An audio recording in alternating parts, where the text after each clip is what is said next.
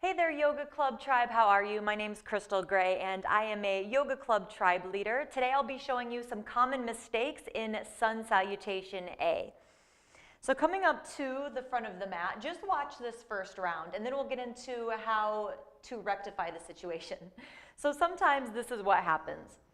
It can be a little bit more flowy, opening up here, opening up the throat chakra, kind of leaking, as my teacher would say. You can come here with a rounded back. This happens a lot. If you have a super bendy back, you could do the opposite where you're kind of back bending a little bit too much. Coming here, not pushing forward enough will result in lowering down with the hands in front of the shoulders or in front of the chest, where whenever you really want to lower down, you really want the hands to be in line more with the chest. Okay, so if you don't push forward enough here, when you lower down, you won't be in the correct alignment for your cobra. Whenever people uncurl their toes, sometimes if the heels are turned in, that can compress the low back and the sacrum, so you want the heels to be turned out a little bit. Toenails should be pushing down into the mat. Again, the hands should be in line with the chest or even a little bit further back. Elbows should be drawn in. So whenever we're here in Cobra, a lot of the common mistakes are elbows are straight, or people are trying to go into upward facing dog when they really shouldn't be an upward facing dog yet. How do you know if you should be upward facing dog? Well, whenever you're here, instead of being like this, which would mean that your back is not flexible enough yet, you really want to have your belly button in line with the arms. So notice how my belly button is in line with my forearms here. Okay, so if this makes you come like this, then your back is not flexible enough yet. So then you should be in Cobra so that you can really start to open up the back through this pose. If you always come here into an upward facing dog that's not really stretching your back, you're never really going to get anywhere. So there's no shame in coming back down to your Cobra. In Cobra, elbows should be in. Knuckles tend to pop up here, so make sure that the knuckles are pushed up and you're not reaching the chin forward. Pull the chin back in space slightly. Relax the shoulders away from the ears, not pulling them down, just relaxing so that they're not here. Okay, and then I like to lower back down, especially in the beginning, so that we can really build that tricep strength. So whenever you curl the toes under, see if you can lift the belly first and push up to your plank. Now that might be really, really hard for now, and that's okay. The same thing when we lower down, instead of lowering like this, kind of like rolling down, you want to try to lower down in a straight line. So remember, we pushed forward here. You can keep the knees up or bring them down, but either way, squeeze the elbows in and see if you can have your chest land before the belly, okay? The other common thing that can happen there is that the shoulders dump forward and the shoulders lead. So you want to make sure that you keep the shoulders plugged in as you lower down. Uncurl the toes. Inhale, push into the knuckles. Draw the chin back slightly. Exhale, lower. Curl the toes under and then lift the belly first, whether you're going to go up to the knees or straight up to your plank. See if you can lift the belly first. Pushing up in a straight line, and then lift the hips up and back into your downward facing dog. Let the head hang loose. Some common mistakes in downward facing dog would be thinking that you have to jam the heels down.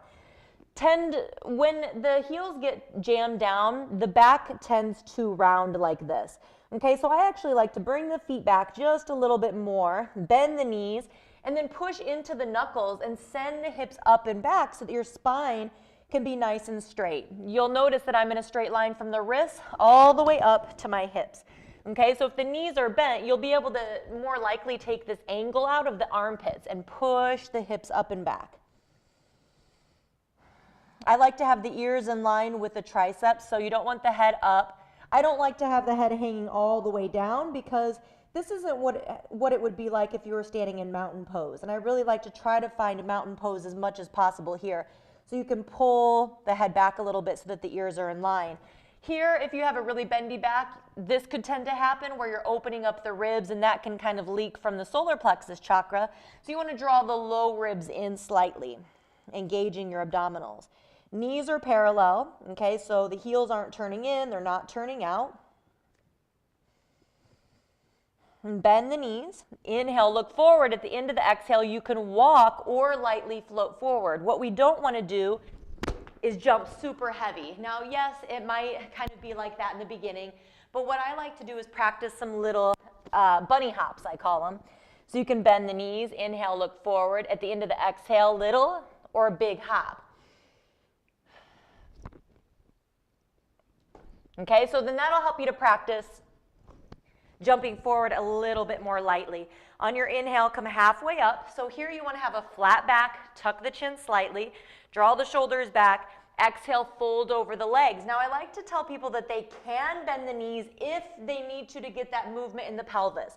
If they feel like their tailbone's tucking under here and you fold, look how rounded my back is. That's really compressing my spine. So I'd rather see people bend the knees so that they can tip the pelvis forward. So if you're one of them, go ahead and bend the knees a little bit. You don't need to be touching the ground, okay? The other thing I see people do here is that people bring their knees apart so that they can touch the ground. But you don't need to touch the ground. That's not really the point. The point is to lengthen the backs of the legs and the spine, okay? On your inhale, halfway up again. It's for some extra practice. Exhale, fold. And then if your big toes are touching, you can squeeze the legs together or you can squeeze the quads. Look out in front of you. Inhale, circle the arms up overhead. Exhale, hands to the heart.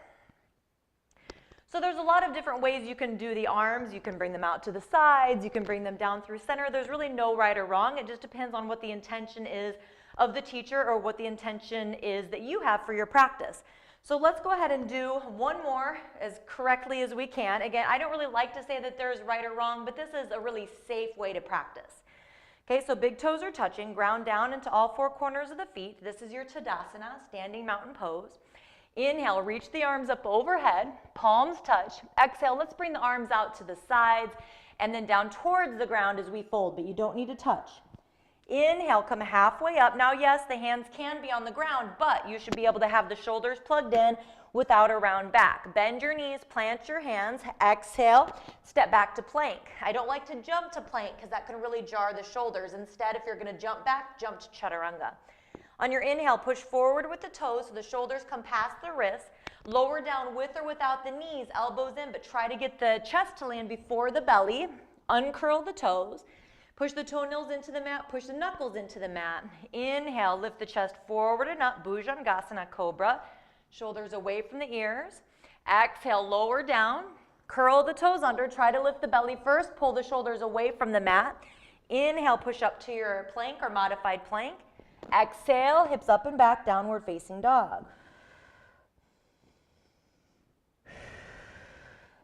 Now, if you can keep your pelvis tilted forward and bring the heels down, that's fine. But if you put the heels down and it makes your back round, then just go ahead and lift the heels. Bend the knees, inhale, look forward. At the end of the exhale, walk or lightly float to the front of the mat. Big toes can touch. Inhale, reach the heart forward, monkey pose. Exhale, fold.